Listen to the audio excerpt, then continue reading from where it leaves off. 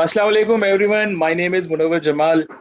I am really honored by IBA CED team to give me the opportunity to share a piece of my learning. I am an IBA graduate myself, graduated some 11 years ago from IBA. I have worked with Indus Motor Company, BMW, a couple of projects in UAE, and then worked on PSL, HBL, mobiling accounts in marketing, advertising, communications, branding capacities. Uh, Entrepreneurship and startups and small business is something that is close to my heart. I think that any chance of Pakistani economy entering the second phase will be led by these small businesses. We have seen successful economic models where I can truly understand the presence of giants like Alibaba and Amazon, but it's also important that our small businesses are self sustainable, are empowered, and are serving their customers in their nano and micro levels. So, while there will be a space for a giant to come and take business, the market will always be open for small business owners. You would always look forward to buy eggs and breads and milk from your corner store, no matter how much e-commerce impacts your current shopping habits. Because obviously we have a human connection. We like talking to people, and this will take a lot of time in changing as a consumer habit. So, what is our learning goals? Because I understand the session is closely about an hour or so. So, we will briefly speak about what is digital, the evolution of marketing and consumer mindsets, and a little bit about digital marketing. I will try to cover this presentation in 40 minutes so that we have 20 minutes or so for the Q&A session, and I'll be more than glad in answering any specific queries. All right, I've just gone through my introduction, so I'll skip it. House rules is yes, the mic should be turned off. After 40 minutes, we can have a Q&A session. I hope Asghar Saab and Taskeen would be moderating that. All right, so I'll begin with a small question. What is digital? But to answer this question, let me put another question to this question. What is analog? Because today we are too much impressed by the word digital. Digital advertising, digital marketing, digital ecosystem, digital financial system, digital payment mechanism, digital lifestyle, and whatnot. But I need to understand the analog thing first. I think perhaps we are living in a age where I don't think anything is analog. And this is the basic example of the difference between analog and digital. At one point, we have a record, that gramophone record that we used to have, a similar shape, old technology. With the digital medium, we have a Blu-ray DVD, a similar circular shape, is smaller in size, and have the capacity which is more than a million times as compared to the analog things. A good example would be a digital clock versus an analog clock. What difference does it make? It gives the same time reading. So it is not about much of a technology, it is about how you make use of that technology. Going back to the roots of the word digital, it comes from digit, and digit means counting or quantifying. So whenever we are saying digital or digitize, the essence of that idea is that we are uh, saying that we want to quantify things. And when I say quantify things, I mean that using digital methodologies, it is relatively easy to quantify things. And when we are able to quantify things, the decision making inputs are hard facts. We move from perceptions to facts. So with digitization, we are going more towards facts-based decision making, regardless of any business area or any professional area we are dealing with. When we look at the evolution of humankind, apart from the curve, what we can see is that we started with bend. Back we had evolved through various tools, technologies, and post internet revolution, we are again bending our back and are glued to a device. So in terms of forms, perhaps we might go back, but in terms of technological understanding and decision making, we have evolved a great deal. uh, if I put the same logic, uh, let's review how marketing has happened over the years. This is one of my favorite slides that tells you in one picture how marketing has evolved. For example, first we had product centric. We have fewer manufacturers who used to make a product. There were fewer customers. So customers would buy anything that these factories would make. So it was a product era. Because people wanted certain products, uh, manufacturers tried to gain advantages using Porter's model, using monopolistic business practices, so they can get a monopoly in a market so that they can only serve the customers. We entered a consumer era in which consumers started having choice. In that era, we had many manufacturers making the same product, and then the product was designed according to the needs of the customers rather than what the company wanted to sell it to their customers. Hence, we saw a golden era of marketing research in that time frame, where a lot of scientific methods were developed and designed to gauge customer preferences. Then we came the era of 3.0, in which there were many customer choices, and then a movement was created to market their product to customers. At this point, a lot of advertising companies worked with manufacturing and service industry companies, and they started creating something called unique selling proposition. This was an era of golden. I rate this era as golden age of advertising, where we saw all the memorable jingles, the way products were marketed to us. In Pakistan, we can relate to भूल न जाना फिर पप्पा मेरे लिए don नॉरस लाना, state life में ए खुदा मेरे अब्बू सलामत रहे, टूथपेस्ट के अंदर सुबह बिना का शाम बिना का.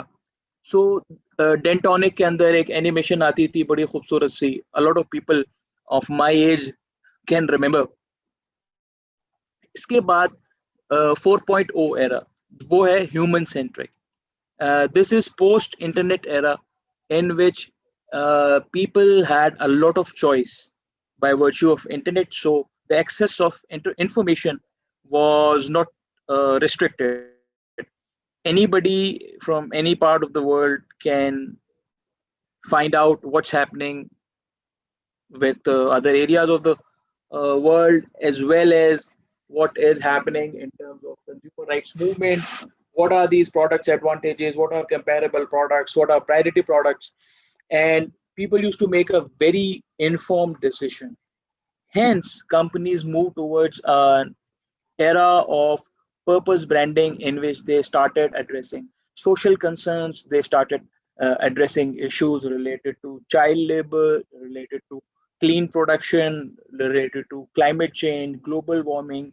Hence, people shifted their focus to companies who were following good business practices.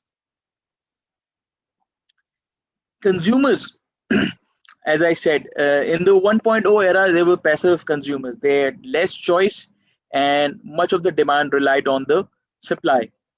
In the 2.0 era, it was an active consumer era in which consumerism was promoted, targeting through traditional marketing, branding became a field of work. Otherwise, branding used to come under communication ambit. In the 3.0 era, we saw a movement of globalization, which was enabled through access of information, especially internet. Hence, customer loyalty became a very challenging aspect for companies because now the customers has a lot of options. They were able to have their say in terms of the product development process, and their choices were really much affecting how companies used to behave. In the 4.0 era, which is 2015 onwards, this is post the advent of social media, where you see a lot of online forums like Twitter, like Facebook, like LinkedIn, where people form opinions and right or wrong, but their opinions matter. So if people are talking about certain subjects, they become trends. And when uh, people are watching or following trends, they see that sometimes these trends force key decision makers to change their decisions and influence their decisions. So now the customer is a very much involved advocate. So he will not only, if he or she likes your brand, he will not only purchase it, but they will perhaps fight for your brand on the internet. And most of the times they will do it for free. It's very often आपने देखा होगा कि social media के ऊपर या जिस तरह के फोरम्स हैं, शॉर्ट गाइड करके कुछ कम्युनिटीज बनी हुई हैं, दूसरे फोरम्स है जहाँ पे किसी एक जगह के बारे में कोई बुराई हो रही होती है, तो कई अचानक से आपको नजर आएंगे कुछ लोग कि वो उस ब्रांड को बड़ा डिफेंड करते हैं। और शुरू शुरू में आपको शायद इम्प्रेशन लगे कि perhaps these people are paid by the brand, or I don't know, somewhat uh, they have uh, associations with the brand, or they are like paid advocates, but that is not the case. Most of the time these are common people like you and me, but since they are so closely associated with the brand, they don't accept that someone can bash the brand that they love on the internet. So this type of advocacy is something that brands today are working in maintaining the customer loyalty. Why digital marketing? Needless to say, internet has changed everything. I'm sharing a pre-COVID number that average internet usage per capita was for 6 hours and 42 minutes. I'm sure post-COVID this number has gone up a bit. With this internet usage, what I essentially means is that our devices are connected with the internet, either we are actively using or not. They are exchanging information, they are exchanging data, they are updating itself in terms of software and cookies and various applications. So with such connectivity level that perhaps quarter of the day you are connected with the internet, this number will only increase. Perhaps in developed markets, this number is close to 11 hours in which your devices are connected or you are connected through the internet. So anything that does not involve the access of internet, it is very questionable at this time. So whatever your solution you are trying to create, it has to be approachable, addressable, reachable through internet, and you have to create ways, you have to create methodologies by which your target audience should connect with you using internet. The active internet usage, these are latest numbers, and this gives you a very actionable insight. And that actionable insight is that if you look at the light blue graph bars, they represent internet usage through desktop. And if you look at black graph bars, they represent internet usage through mobile phones.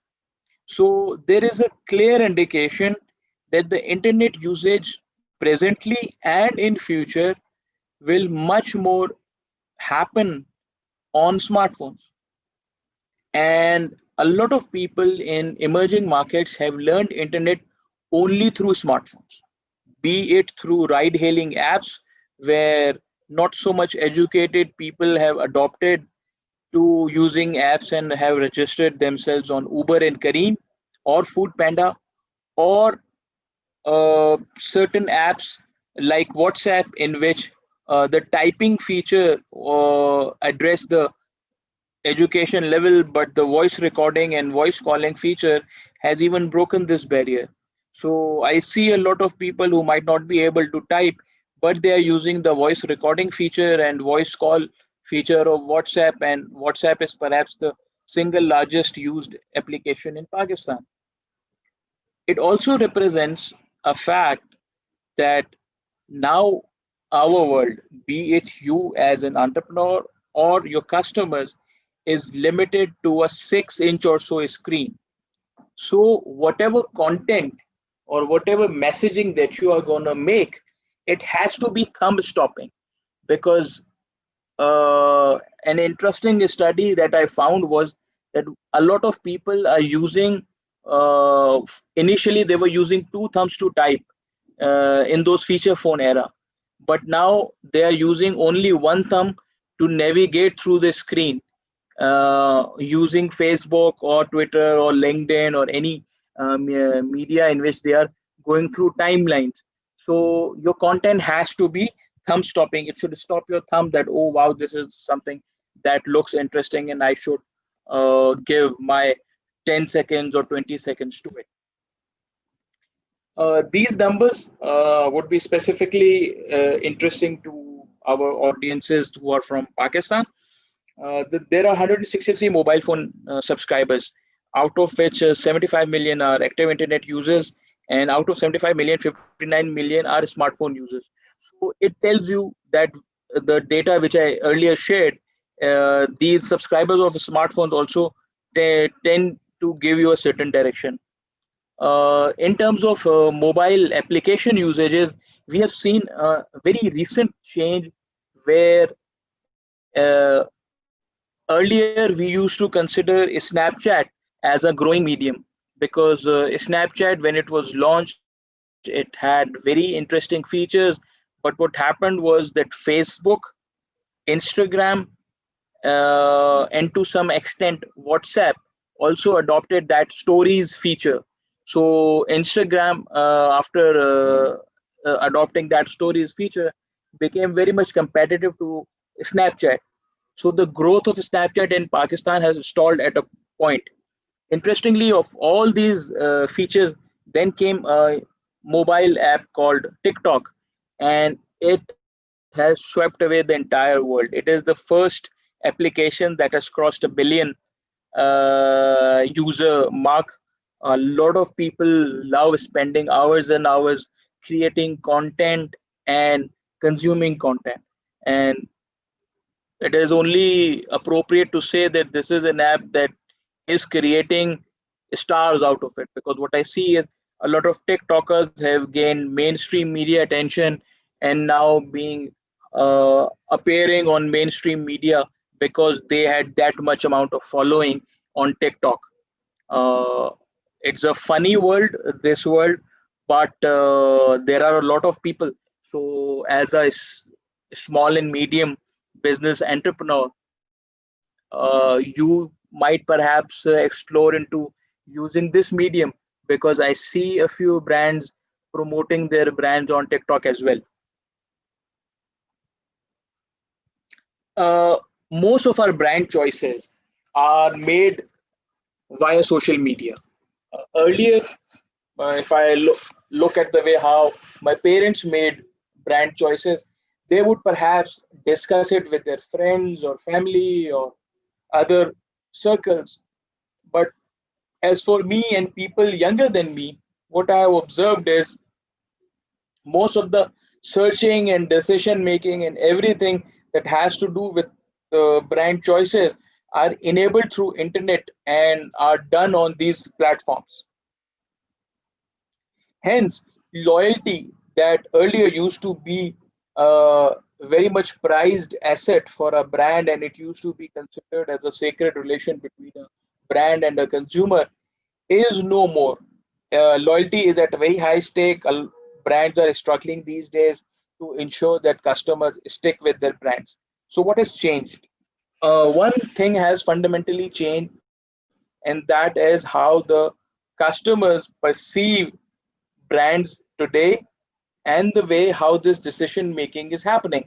For example, this is the older model where you had a funnel in which you started with many brands, then you perhaps ask around, you made up your choice to a few sets of brands, then eventually you finally selected a brand and then you bought it, and then perhaps you would repeat it for a period of time, depending if it is a durable good or a non-durable good. But these days, we are following, or the brands are following this model, which is called decision journey loop. In this decision journey loop, yes, you started with a consideration set. There is a list of brands that are in your consideration. Uh, these list of brands are created by continuous advertising, continuous marketing stimuli that these brands are giving to you. So after the consideration phase, you go to the evaluation phase, in which perhaps you seek consumer input either from your peers or reviewers, competitors, retailers, and you go through their websites, their community pages, and check what other people are saying. Perhaps you run the same thing within your community. Once you pass through that evaluation phase, you go to the purchase process. Once you buy it with a favorable experience, you enjoy the product, and what you do, you put that up. Okay, I have noticed that you guys are posting your questions. So after this slide, I'll address the questions that are in the chat box. Okay. So after you bought a product or a service, you enjoy it, you share the experience through social media platform. You try to create an unboxing video. You try to uh, become a reviewer of that product, then knowing that perhaps you could help few people in making a similar decision. Once you enjoy the product, what you do, you become an automatic advocate of it. You fight for this brand on social media. As I mentioned earlier, if someone is saying negative things about your brand, you might find a lot of volunteers who do your work or who ease your work by uh, conveying your side of the story. And once you pass through that automatic phase of advocacy, you have successfully created a bond with a customer in which the next purchase decision will not involve the consider and evaluate phase. It will directly go towards the buy option. And you see, there are a lot of brands in which you are already doing it. For example, you are doing the same thing perhaps with your uh, washing powder. Perhaps you are doing the same decision making thing for you, the brand of milk that comes in your house, the brand of ice cream, perhaps the brand of toothpaste or shampoo. So these brands have, in a way, targeted you, that you have created a bond with these brands, and now they don't have to do much effort every time you try to buy a product. Hence, every brand is working towards it. As small and medium businesses, the key takeout for you is that you can achieve this loyalty loop through extraordinary personalized customer service. I know a lot of small businesses whose senior managers and chief executive officers, chief strategy officers, perhaps the owners, they listen to the customer calls and they give their specific feedback to people who have complaints about it. They offer refunds, they offer, if there is a complaint, to rectify the complaint. So they take personal interest in it. So at this point of time, it is your duty to initiate the bond phase. You have to personalize your service offering. You have to personally address the customer complaint. Now I will come to two questions. uh, One is from Mars, and the question from Mars is that, do you think customer loyalty has increased the 4.0 era or has decreased due to availability of more options? It has gone down, most certainly, because I have spoken to many people from brands. I have also worked in brands.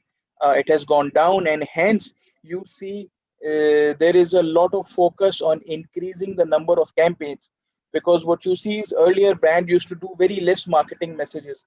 Now you see brands doing a lot of marketing communication in terms of content creation due to social media, using all channels, doing influencer branding, doing a lot of things to keep you engaged, so that they want to stick on with the customer loyalty. But if I talk in terms of absolute numbers, yes, in the 4.0 era, because of the choice, because as a customer, you would like to explore. Even in durable goods, people who were very much loyal to buying Toyota have either perhaps switched to Honda or are looking forward to buy a product from Hyundai or Kia. So their loyalty in durable goods have also changed, or at least it's being threatened. Now, Amber Saeed, how important is to have presence of your brand on all major apps? Is it wise to stick to one or two with most followers, subscribers? It primarily depends on where your audience is. For example, if you are in a business in which your audience or most of your audience lies on, let's say, LinkedIn, and they are all serious people, they are not into Facebook, Instagram, anything else, then perhaps you will focus on LinkedIn. Because our as a brand, my presence should be there on every platform where my customer is or where my potential customer is. So if my customers are using two or three platforms, I'll perhaps go for two or three platforms. If they are present everywhere, then I should be present everywhere. Because if I am not there and if my competitor is, then I am losing the battle on any on those platforms where I am absent and my competitor is present. Okay, so let's move on. So what are the marketing implications of this new customer decision model? The one is shift focus. Earlier, what we used to do in marketing is that we used to make strategies in terms of media, like 40% of our budget will go to print, 20% will go to out of home, and the remaining 40% will go to TV. It changed with the advent of digital. Print was like, let's say, 10-15%, out of home was like, let's say, another 15%. Radio came in and became very popular in the 2010s for some 5-6 years. So radio took away the share of, let's say, 10%. So it is 40%, 50%. TV took away because we had a recently in the last 15 years ago, we've seen a rapid rise in TV channels in Pakistan. And then you used to put 10% on digital, on the Facebook and YouTube and all these things. Now, with this decision journey model, you will not focus on channels, but you will focus on stages, that where you think your customers are. If you think that your customers are in the stage of considering, then what a person who is considering brand options would do, that person is based on your audience insights. Is that person searching for it on the internet? Then you should appear more on Google searches or internet searches. Is your audience asking friends?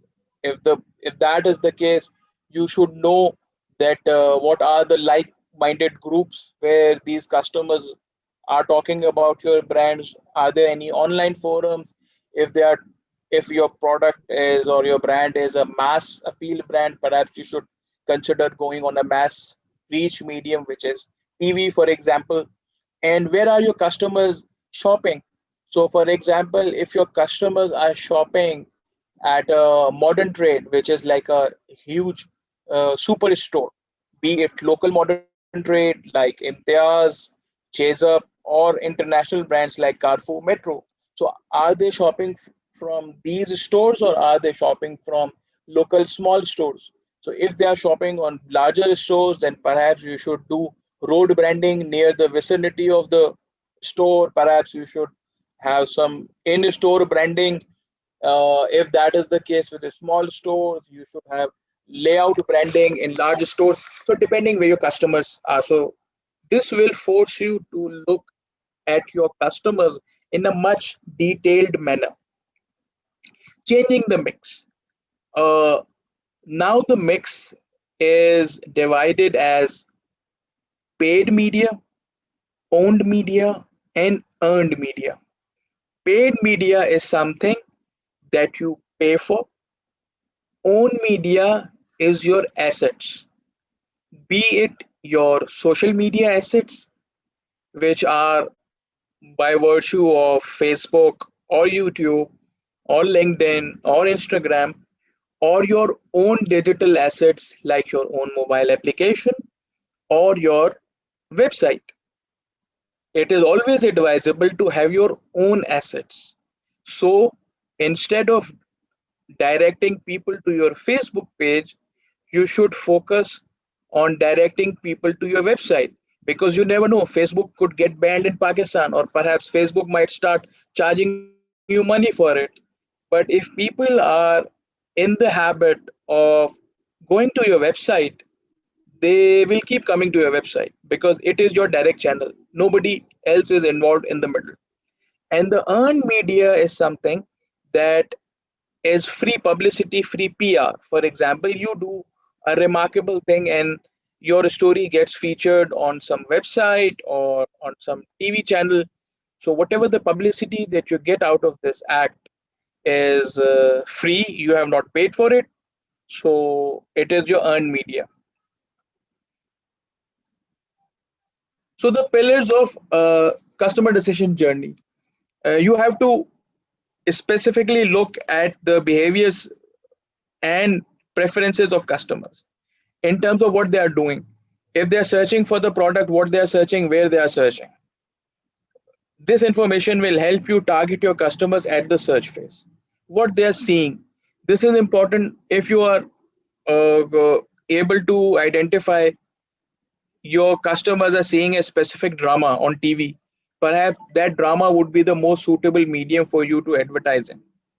You see all those FMCG companies, be it Unilever, P&G, Reckitt Benckiser, they are targeting an ordinary or an average Pakistani household woman. So you see these three companies advertising heavily in Pakistani dramas on all channels. Why? Because they're selling a household product. The purchaser of the product or the influencer in the purchasing decision is a housewife. Hence, they always want to target where the housewives are watching TV.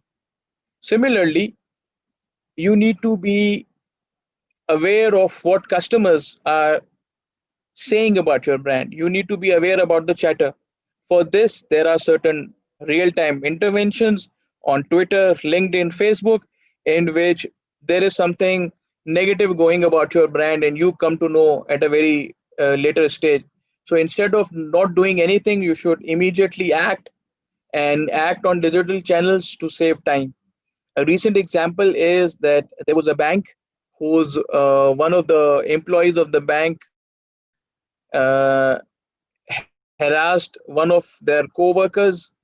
That video was recorded and it was shared on various social media. The bank reacted swiftly. They issued a statement on social media immediately that they have immediately terminated the services of that employee, and they have ordered an inquiry and they will take all necessary actions, including uh, policy based actions to facilitate the situation.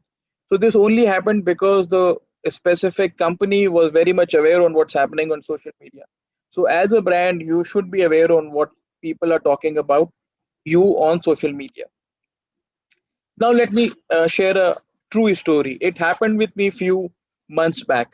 What happened was that I use Apple's MacBook for my personal use, and overnight the charger was not working, and I was about to join a presentation, and I wanted to have a backup battery. And without Mac's charger, if someone uses Mac, they can relate with me that if you don't have a charger or your charger is not working, you are doomed. So I was in a panic mode. It was very late at the night. So what I did, I put up a comment on a Facebook page which is called Tech Access. It deals with a lot of tech stuff. So what I wrote urgently need Mac charger USB-C with delivery in Karachi. What happened? This is the screenshot. You see, my post is saying 20 hours, and immediately the guy Yunus, who is also immediately applied. You see here, it is also saying 20 hours. He wrote available at iSystems. Check inbox. What he did, this guy smartly not only gave me all the details, he also gave me price information, and he also gave me his contact information. In half an hour, I gave him a call. So in the meantime, he figured that he was perhaps related. Uh, he figured that on Facebook we share a lot of contacts. So he started taking names of people that I know just to establish his trust. And in the next 10 minutes, we were done with the deal. I agreed to his pricing. He agreed that he'll drop the charger on my doorstep, and he did, and I paid him. So this entire transaction would never have happened had Yunus has not been available and actively available on this forum. Now he is my go-to guy for all the tech related things. So with this one transaction, I was able to establish that trust that you can establish, that you can classify it as bond. So now I don't go for the consider evaluate phase. I only dial his number. I'll call Yunus ki ye cheez hai. Yunus will give me an answer. He'll give me a quote, and I'll buy it from him. No process is required because I checked in the meantime that his prices are reasonable. So why do I waste my time in going into the consideration and evaluation phase? So this is my example. I'm sure a few of you have gone through similar experiences. So inside digital marketing, what is the key ingredients of digital marketing that as an entrepreneur you should know? We'll start with search engine optimization. It's followed by search engine marketing, social media marketing, content marketing, digital public relations, and influencer management. I'll just cover these at a very surface level because we are really short on time.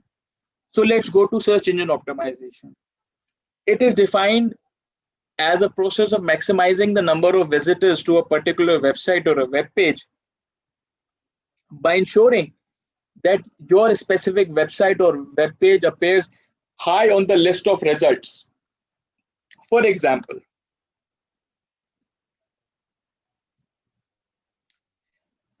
these are winters, and in winters a lot of people are excited with this idea that let's have a barbecue party over the weekend. So I want to search barbecue grill in Karachi. So what will I do? I will type this query in Google, barbecue grill in Karachi. What are the results? Barbecue grills in Karachi, OLX, buy charcoal barbecue grills, Daraz, by barbecue grill and accessories, Chase Value Center, 10 best barbecue restaurants in Karachi, TripAdvisor, barbecue grills and accessories, Hazari.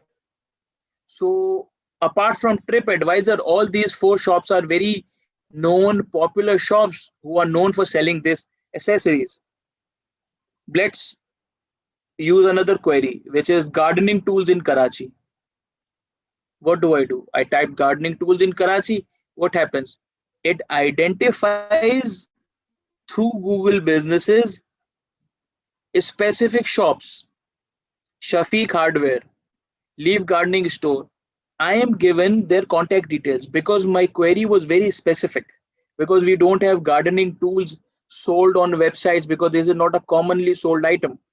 So I have these specific shops and I have these numbers. I can easily contact them. Even if I click on them, I'll perhaps get their locations and I'll pick that whatever the shop that is near me. So if I have to visit that store, perhaps I could visit that store. So this is what search engine optimization is. So if you are dealing in a business, your business should appear on the first page of the search, because if you appear on second or third page of the search, nobody will go to option 2 and option 3 to look for you. It is a common search behavior, and perhaps you might search in a similar way, that whatever is there on the first option, you only click those links, you don't go to second page. Similarly, if I go to the websites options, what do I see? I see a specialized store, which is skyseeds.pk.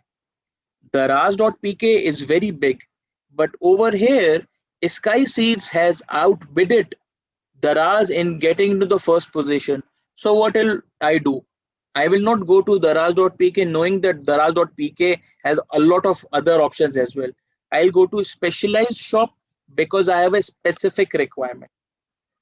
Now let's go to search engine marketing. While the search engine optimization is a free tool, search engine marketing allows you to purchase keywords in a way that you can advertise your brand as if it is a search option. For example, while I was making this presentation, I thought of using some stock images. So I searched stock images, and what I got, I received these options. So if you look at the first two options, you can see that these are ads. Here you see this ad, Shutterstocks. Here you see another ad of deposit photos. The free option is lying at the third. So what a user would generally do, it will go to the first image. And since, and look how intelligent is this Google. As I was previously searching for barbecue options, Google knew that perhaps I might be interested in some Eid ul Adha images as well. So it is also giving me an option of Eid ul Adha images. So this is a very intelligent way of improving your chances of landing customers, is that you create an ad through search engine marketing that appears as a search result. And more likely people click on these ads to go to their search. If and these are the other images which is like without ads, and they came on second page. So what I'll do, I'll perhaps stick with my page one and will choose an option that is available to me. In terms of social media marketing, we have a wide array of social media platforms. Now what you have to do is you have to specifically look at what your customers are comfortable using it and why they are using it. For example, if your customers are using TikTok as a social media platform, you need to understand why they are using it. Perhaps they're using it for an entertainment, because on TikTok, I wonder there must not be some much of an information. It's mostly an entertainment platform. So if you want to advertise, what you will do, you will not read out your brochure, or you will not put up images of your product. You will be better off if you create your content in a way that it is as entertaining and it matches the entertainment level of what TikTok is offering. So if you come up with a content that is a marketing content and that you run it on TikTok, perhaps it can go viral and it can attract a lot of customers. Similarly, YouTube can be used to create awareness about your product. YouTube can be used to convert your product manual into a user book. YouTube can be converted into an experience uh, enhancer by creating unboxing videos or collaborating people who are creating unboxing videos. Because on social media platform, you need to remember one thing, that you have to connect them socially. And what do I mean by connecting socially? You can just post your product or post your brand's message, but you don't push your message. The difference between pushing your message and placing your message is that you don't have to necessarily bombard your audience with the same message 20 times a day, because it then becomes irritating to the fact that Facebook always gives an audience an option to turn off a specific ad. So you don't want to get into a situation when the audience is annoyed to a point that you don't want to perhaps they don't want to see your audience. And then you have to come up with activities and come up with content that is engaging. And with engagement, I mean people are commenting for information, people are commenting on the content, and people are directed towards your website. It does not mean that people are saying mashallah, or you put up a Juma Mubarak post and people are responding in Juma Mubarak, Juma Mubarak. Yes, if a brand, as a brand, you are posting a Juma Mubarak post, good for you. But what it will do for your brand, unless you are selling a tasbih or a topi in that area. So be very careful that whatever engagement or whatever activity that you are trying to create on social media, it is directed to facilitate your customers towards a sales process. Content marketing. It is a strategic approach that was adopted a few years back, and now it is one of the mainstream things that uh, is a beautiful mixture of content and branding messages in a way that people look forward to your content. The best example of content marketing is done by Coke. Coke has created a wonderful content platform, which is Coke Studio. A lot of people are looking forward to it every year. So, what Coke is trying to promote? Coke is trying to promote its brand through the platform, which is music, in a medium which is content that is promoted via television and internet, and people are glued to it. They are not selling Coke bottles to you, but what they are doing is that since you are so much into Coke, you are all targeted through multi subconscious marketing messages in which you get to see the Coke bottle and Coke logo at least 20 times during an episode. You register it in your brain, so whenever you go out, you perhaps prefer Coke over Pepsi. So this is how the content marketing works. Coke is a leading example. You see another example, a lot of telecom brands are doing it. A lot of mobile handset brands are doing it. A lot of consumer electronic brands are doing it as well. Digital PR and influencer management. Earlier, we there was a saying that if you want to get quick attention, you hire a famous film actress, be it Rima, Meera, or anyone that you can afford. So whatever they will endorse, you will get immediate attention. Now times have changed. All these people that you see on this screen, they are all social media influencers. We saw them on social media. These guys represent uh, what the current youth is. They talk on these item subject areas.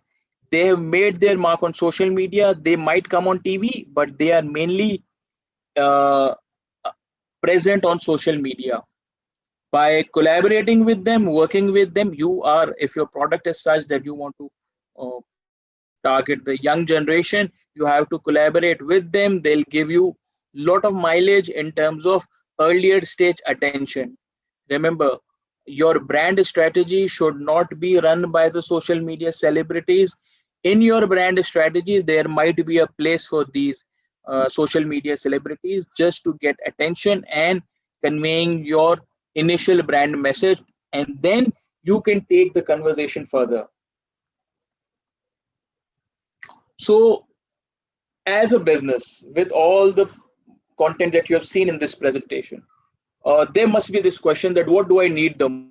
most. I might not be able to do all the things at the same time. So this is an order of importance. I have arranged these platforms that work mostly for most small and medium businesses and startups. It starts with a Facebook page. Everyone knows how to make a Facebook page because you have already made your Facebook ID, so most of the people know how to run it. Then you have to have a dedicated mobile phone number for your Facebook page, because please keep your personal mobile out of your business. You have to have your separate mobile phone at the very initial stage of the business, because a lot of the times घर का गुस्सा कहीं और उतर जाता है, कहीं और की बात कहीं और हो जाती है, तो you have to keep it professionally and you have to have a dedicated mobile number for your business.